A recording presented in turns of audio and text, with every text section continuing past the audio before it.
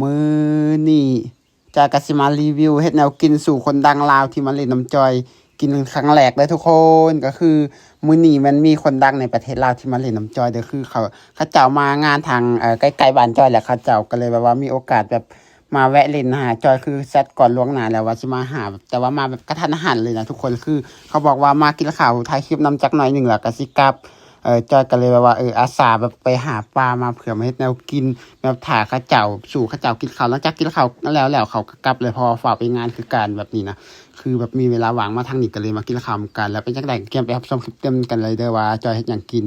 สบายดีทุกคนมื้อนี้ก็คือจะต้องเตรียมเครื่องเตรียมของถ่าแบบคนดังในลาวมาหาเด้อคือเขาแซดมาบอกว่าสิมาเล่นน้ำจอยคือแบบว่าจอยก็แบบบ่เคยมีผู้ใดมาหาเนาะเพราะว่าปกติจอยบ่รับคนมาหาแต่ว่าอันนี้เขาบอกว่าสิมาแบบกระทันหันแบบว่าฝ่าวมาแล้วก็ฝ่าวไปเขาก็ฝ่าวไปงานมีจอยก็เลยต้องกวาดอ้อมเถียงนาก่อนทุกคนตื่นเช้ามาแม่นเขาเจ้าแซดมามื้อเช้าจอยก็แม่นพ่อแต่แซดตอบแซดเขาแล้วว่าเขาสิมาแล้วจอยก็ฮีบมาแบบว่ากวาดอ้อมเถียงนาทุกคนแต่ถอนก็จำเป็นเพราะว่าจังได๋เขาก็ต้องกวาดอ้อมเถียงนาก่อนเพราะว่าคันกวาดอ้อมเถียงนาเวลาเขามาถ่ายคลิปเดี๋ยวเขาสิเห็นว่าเฮาอยู่แบบเปื้อนอยู่แบบมันบ่เป็นตาอยู่เพราะว่ามันเปื้อนโพดบ่ทำความสะอาดอย่างประมาณนี้นะจอยก็เลยต้อง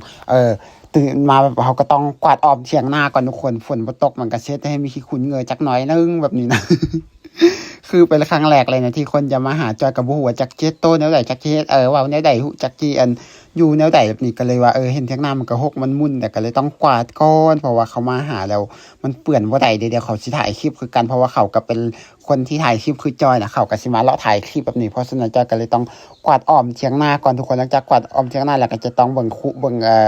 ตุกอีหยังมันวางเปล่าบ่มีน้ำมันก็สิฟ้าวไปตักมาไว้เพราะว่าคันเขามาถ่ายคลิปแล้วอีหยังก็อันบ่มีแล้วมันก็สิอายเขาเด้ทุกคนเพราะฉะนั้นเราต้องเตรียมเครื่องเราให้ครบถ้วนก่อนหลังจากแบบหลังจากตักน้ำแล้วต่อมาก็ต้องไปล้างถ้วยล้างบ่วงที่เรายังบ่ทันได้ล้างเอาไว้เพราะว่าคันบริษัทเขามาเขาเห็นแล้วเขายังบ่ทันล้างถ้วยล้างบ่วงแล้วนี่เครื่องที่ไปซักมายังบ่ทันตากฮู้ว่าเขาเจ้าสิมาแล้วก็ฮีบไปตากเลยทุกคนเพราะว่าคันว่าเขามาแล้วเครื่องสิบ่ยุบ่ยะอิหยังนู่นนี่นั่นเราก็ต้องฮีบตากเครื่องก่อนเราต้องแบบเบิ่งว่าคือจังเฮาดูเป็นคนแบบว่าเรียบร้อยอิหยังประมาณนี้นะแต่ถ้าคนบ่มาหาเนี่ยก็จะอยู่แบบบ่อยู่บ่ยะแต่เวลาคนมาหาก็สิแบบฮีบทำความสะอาดกวาดอ้อมยาอ้อมเฮือนนู่นนี่นั่น อันนี้คืออยู่เถียงนาทุกคนหลังจากพอดีแต่จอยกวาดอ้อมเถียงให้เถียงนาหมดแล้วเขามาฮอดจอยก็เลยต้องมาแต่งกินต่อแต่งกินมื้อนี้จอยก็คือจะต้องคั่วปลาขอเด้อทุกคนคือก่อนหน้านี้เขาเจ้าแชตมาได้2-3มื้อก่อนหน้านี้แล้วเขาแชตมาว่าสิมาหาจอยแต่ว่าพอดีมันช่วงที่จอย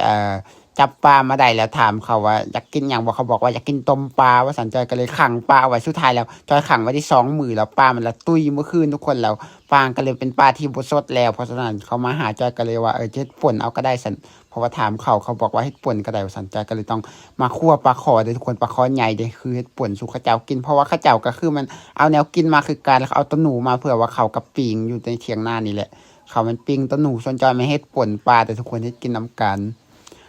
คนที่มาหาก็คือจะเป็นวอนวิวแล้วก็บอยได้ทุกคนคือสื่อวอนวิวแล้วก็สื่อบอย2คนด้วยกันเขาเจ้ามางานทางไกลๆทางบ้านจ้อยแหละเป็นทางผ่านมาเขาเจ้าไปบ้านแถวแถวชนบทกว่าบ้านจ้อยอีกเขาเจ้าไปแบบว่าไปงานเพราะว่างานเขาเจ้าก็คือไปแล้วห้องเพลงตามมีบุญมีงานหรือว่ามีงานแต่งนู่นนี่นั่นเขาจ้างไปห้องเพลงเขาก็ไปห้องเพลงเพราะว่ามือได้วางเขาก็แบบมาแล้วถ่ายคลิปคือจ้อยแล้วมือใดที่เขาบ่วางเขาก็ไปแล้วถ่ายงานอย่างเช่นไปรับงานห้องเพลงนู่นนี่นั่นตามงานแต่ละงานไปเรื่อยๆแบบนี้ทุกคนส่วนจอยเองเรื่องของจอยก็มีแต่ถ่ายคลิปนู่นนี่นั่นแหละอันนี้คือเขามากับแบบมากระทันหันทุกคนแล้วเขาแบบเขาก็ฮีบฟาวแบบเขาก็ฟาวสิไปงานตอบนี่ก็เลยว่ามาแวะเล่นน้ำจอยจักหน่อยนึงแบบนี้นะก็เลยว่าแต่งกินถ่าเขาแต่ว่าบ่แม่นถ่าดอกเขามาฮอดแต่จอยจังแต่ง ตอนเขามาฮอดจอยยังนึ่งข้าวบ่สุกเที่ยวเพราะว่าเขามาตอน8 โมงจอยหาก็ตื่นนอนเนี่ยทุกคนคือว่ามันก็เป็นแบบแปลกๆหน่อยนึง คือหาก็ตื่นนอนเนาะก็เลยแบบบ่ทันอิหยังเลยหลังจากตกปลาขอที่จอยไปตับไปต้มมาแล้วทุกคนไปต้มมามันสุกแล้วจอยก็ต้องตักออกจากหม้อเพื่อมาเอาศีลเอาเนื้อมันเพื่อจะมาตำเลยทุกคนตำเฮ็ดป่นเนี่ยจอยก็ต้องบ่อนเอาศีลปลาก่อนแบบนี้เด้ออันนี้คือจะเฮ็ดป่นเด้อ ก็คือหลังจากนี้เกียมเรียบร้อยแล้วต่อมาก็เกียมเอาใส่ครกแล้วเกลือใส่แป้งนัวใส่หลังจากนั้นก็มักเผ็ดป่นใส่น้อยหนึ่งหลังจากนั้นแล้วก็เอาสากตำให้มันเข้ากันทุกคนเฮ็ดป่นของจอยก็คือจะเป็นแบบนี้เลยสำหรับการเฮ็ดป่นเครื่องหอมก็มีบ่ครบเดี๋ยวมีเท่าใดก็ใส่เท่านั้นแบบนี้นะหลังจากตำไปโดนสักพักหนึ่งแล้วมันแหลกแล้วต่อมาจะก็ต้องเอาน้ำต้มปลามาใส่น้ำต้มปลาที่เราต้มก่อนนั้นเนี่ยจะมันบ่ถิ่มเด้อทุกคนเพราะว่าจะต้องใส่อีกเทื่อนึงแบบนี้นะเอาน้ำต้มปลามันเอาปลาแดกใส่เด้อทุกคนหลังจากนั้นก็เอามาใส่ปลาแล้วก็คนให้มันเข้ากันหลังจากนั้นแล้วก็เอาน้ำมะนาวใส่อีกเทื่อนึงน้ำมะนาวมันบ่แม่นมะนาวสดเด้อมันเป็นผงมะนาวซื่อๆเด้อทุกคนเอาซื้อผงมะนาวมาไว้เดี๋ยวนี้นะหลังจากนั้นแล้วก็เอาผักหอมใส่อีกเทื่อนึงผักหอมที่เราซอยมาก็คือจะมีแค่ผัก ใบมะกรูดน้อยนึงแล้วก็จะเป็นผักหอมแพรวผักกาดกำแล้วก็จะเป็นหัวคิงเคอร์น้อยนึงแล้วก็เป็นผักบัวด้วยทุกคนที่จอยใส่ก็คือมีแค่นี้ส่วนใหญ่ผักหอมที่จอยใส่แล้วจากนั้นเราก็ตักเอาใส่ถ้วยเลยทุกคนเตรียมจะกินแล้วเด้ก็คือแล้วเรียบร้อยของข้าวปิ้งต้นหนูกับซุกเรียบร้อยก็คือกินนำกันแบบนี้นะทุกคนเป็นครั้งแรกได้ข้าเจ้ามาหาแล้วก็เป็นครั้งแรกที่จอยอันให้คนมาหานี่แหละก็แบบถ่ายคลิปสู่แบบแนวกินสู่กินแบบนี้นะก็คือแบบบ่ฮู้ดอกว่าเฮากินมันแซ่บเฮากินแท้เฮาเคยกินแบบนี้บ่ฮู้ดอกว่าเขากินมันจะเป็นจังไดแต่ว่าจอยคิดว่าเขาก็น่าจะมักกินจังซี่เพราะว่าเขาก็แบบเป็นคนชนบทคือจอยแล้วเขาก็แบบว่าจอยก็มักเบิ่งคลิปเขาเจ้าก็เป็นการถ่ายวิถีชีวิตคือจังจอยแหละมื้อใดว่างมื้อใดบ่ว่างเขาก็ไปงานเรื่อยๆแบบนี้นะเพราะว่าเขาเจ้าเป็นรับงานห้องเพลงนู่นนี่นั่นคนที่อยู่ติดจอยจะซื้อบอลวิวเด้อทุกคนส่วนอีกคนหนึ่งอยู่ฝั่งหนึ่งก็คือจะเป็นซื้อบอยเขาเจ้าก็คนซื้อบอยมันจะอยู่บ้านไกลๆจอยแหละส่วนวันวิวเราจะเป็นอยู่ทางในเมืองพุ่นเรามาจากแบบน่าจะเป็นจอยก็ลืมถามเนาะเดี๋ยวคันวันวิวอันคำว่าบางนี้ตอบให้ได้ก็คือ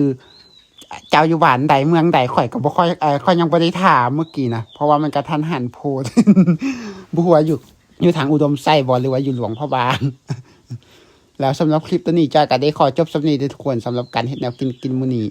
แล้วพบกันในคลิปหน้าเด้อสำหรับคลิปนี้ขอจบสำนี้เฮ็ดแนวกินมื้อนี้จอยก็คือเฮ็ดแบบง่ายๆทุกคนเพราะว่าแบบมาแบบว่าเขาเจ้าก็ฝากไปงานแบบนี้นะมาแวะแป๊บเดียวซื่อๆแบบนี้นะจอยก็เลยต้องเฮ็ดแค่นี้เดี๋ยวมื้อหน้าเขาเจ้ามาเล่นน้ำใหม่จอยก็สิต้มไก่สู้กินแล้วคลิปตัวนี้ขอจบสำนี้ไว้แล้วก็บ๊ายบาย